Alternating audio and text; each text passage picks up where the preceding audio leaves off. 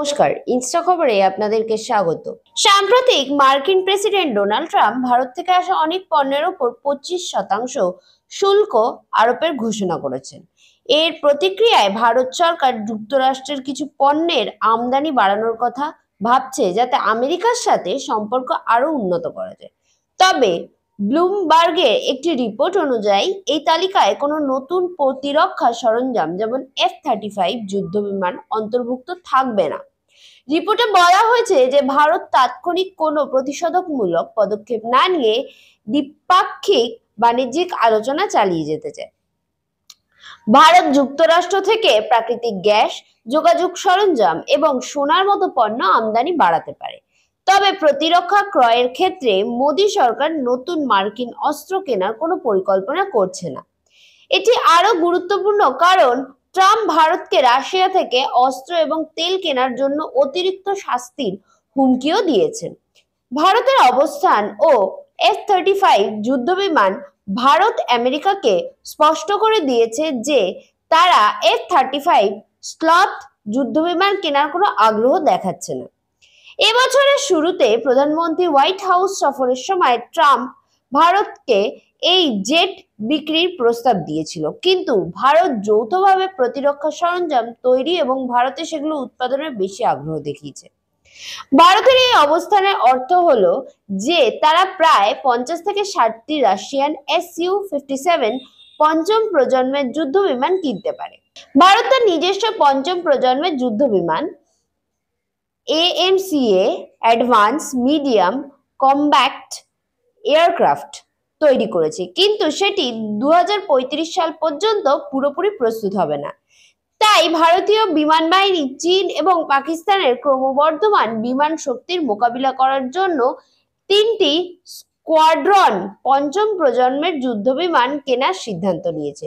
বর্তমানে ক্রয়ের জন্য শুধুমাত্র F-35 এবং Su-57 উপলব্ধ রয়েছে। অতিরিক্ত তথ্য, ভারতের প্রতিরক্ষা নীতি, ভারতের অবস্থান। ভারত আমেরিকা থেকে বড় আকারের নতুন প্রতিরক্ষা ক্রয় এড়িয়ে চলছে, যাতে রাশিয়ার সাথে তার প্রতিরক্ষা সম্পর্ক প্রভাবিত না হয়। প্রতিরক্ষা উৎপাদন, ভারতে মেক ইন ইন্ডিয়া উদ্যোগের অধীনে প্রতিরক্ষা সরঞ্জামের স্থানীয় উন্নয়ন এবং উৎপাদনকে উৎসাহিত করতে চায়। বর্তমান প্রতিরক্ষা আদেশ, ভারতের আগে আমেরিকা থেকে বহু অস্ত্র এবং বিমান কিনেছে, যার ডেলিভারি বহু বছর ধরে বিলম্বিত হচ্ছে। বৈশ্বিক প্রেক্ষাপট, আমেরিকা রাশিয়ার উপর কঠোর নিষেধাজ্ঞা আরোপ করেছে এবং ভারত কর্তৃক রাশিয়া থেকে অস্ত্র ক্রয় মার্কিন নীতিগুলির জন্য একটি চ্যালেঞ্জ হয়ে দাঁড়িয়েছে। ট্রাম্প প্রশাসন 1 আগস্টের মধ্যে দেশগুলিকে যুক্তরাষ্ট্রের সঙ্গে বাণিজ্যিক চুক্তি করার অথবা উচ্চ শুল্কের মুখোমুখি হওয়ার চূড়ান্ত বার্তা দিয়েছে। তবে ভারত স্পষ্ট জানিয়েছে কোনো চাপের কাছেই তারা নিজেদের নীতিকে আপোস করবে না। কেন্দ্রীয় সরকারি সূত্রে খবর, ডোনাল্ড ট্রাম্প 25% শুল্ক এবং জরিমানা আরোপের পরেও ভারত তার অবস্থানে অনড়।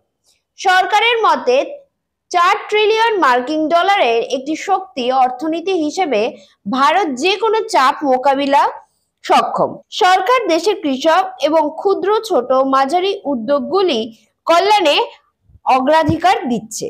সরকারি সূত্রে আরো জানিয়েছে, ভারতীয় অর্থনীতি মার্কিন শুল্কের সিদ্ধান্ত মোকাবিলা করার জন্য যথেষ্ট শক্তিশালী।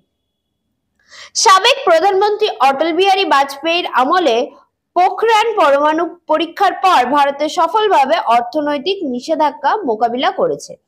এরপর থেকে দেশের অর্থনীতি আরো শক্তিশালী ও বিস্তৃত হয়েছে। তাই বর্তমান চাপ সৃষ্টির কৌশল অর্থহীন। জাতীয় স্বার্থে যা করা দরকার তাই করা হবে।